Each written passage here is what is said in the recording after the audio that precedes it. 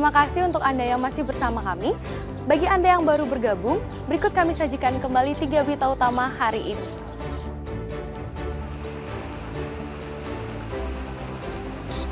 Warga negara asing tewas terseret banjir di Canggu, Badung.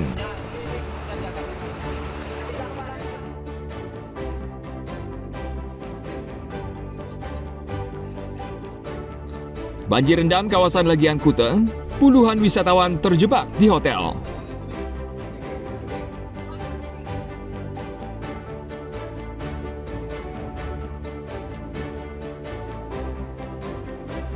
Jelang Natal dan Tahun Baru, Polri tingkatkan keamanan bagi wisatawan.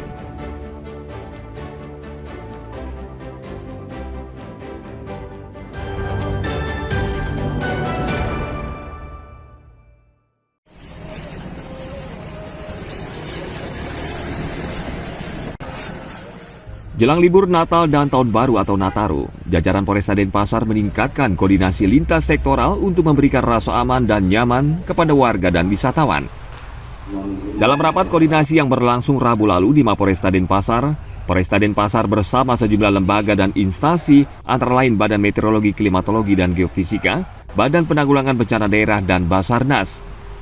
Selama libur Nataru, Bali akan padat dengan wisatawan asing maupun domestik. Kondisi ini tentu rawan kriminalitas. Namun salah satu yang menjadi perhatian adalah kondisi cuaca yang akhir-akhir ini kurang bersahabat.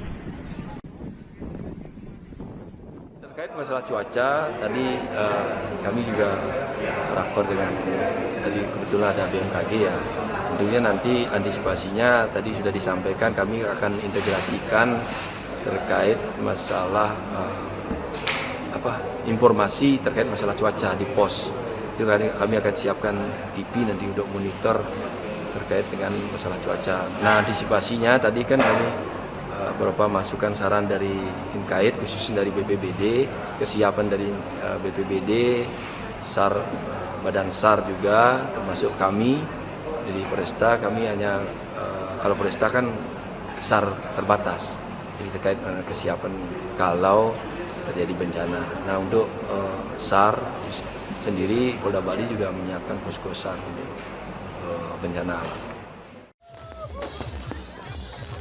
Saat musim libur Nataru nanti, Polresta Denpasar akan mendirikan 6 pos pengamanan dan pos pelayanan di objek vital seperti tempat ibadah dan kawasan wisata. Sebanyak 220 personil yang masuk dalam operasi khusus, ditambah 508 personil penebalan. Jumlah ini merupakan sepertiga kekuatan Polresta Denpasar yang siap terjun mengamankan situasi. Tim Liputan melaporkan dari Denpasar.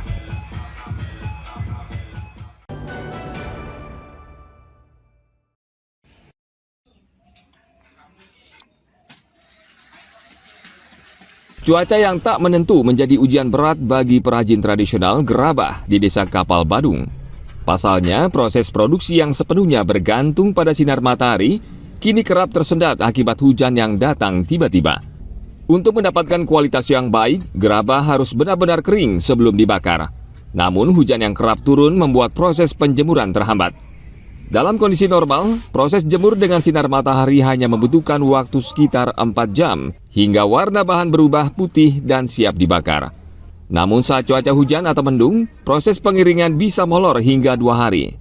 Perajin akhirnya mencari cara alternatif dengan memanfaatkan panas sisa tungku pembakaran. Kalau basah dibakar kayak gini tuh pecah dia. Pengeringan lewat matahari berapa hari atau berapa jam, Bu?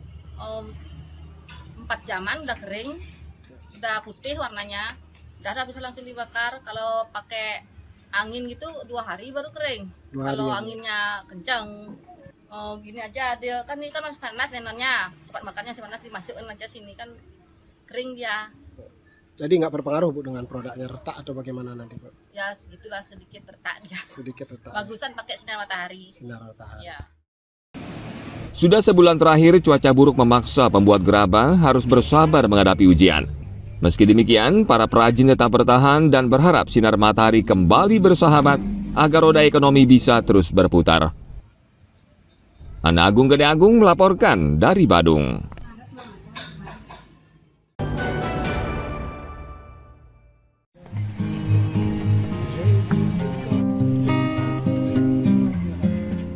Jajan Bali khas Desa Bakas Klungkung kini tengah naik pamor. Banyak orang menyukainya karena pengolahannya masih tradisional.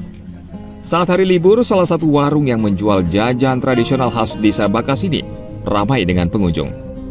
Pembeli bisa memilih berbagai jenis jajanan seperti ubi kayu, ketela rambak, talas, beras ketan, dan beras hitam atau injin.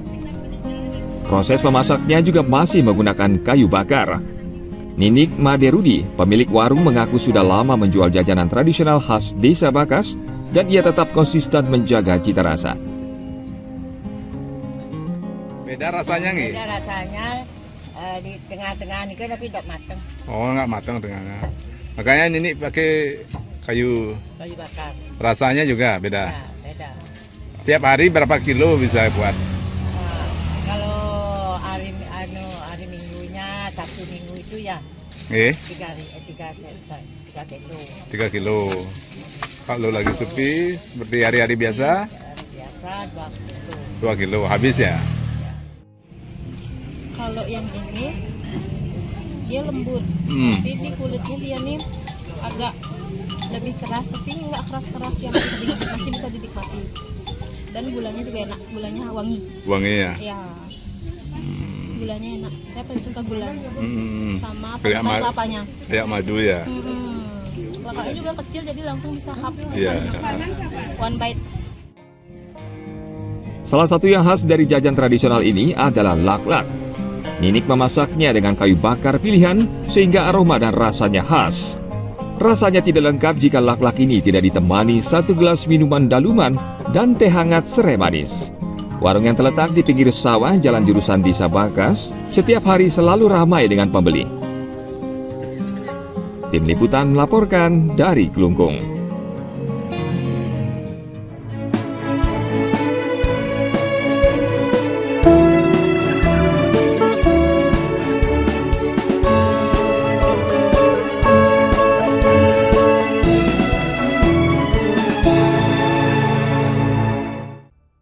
Informasi tadi mengakhiri jumpa kita pada hari ini.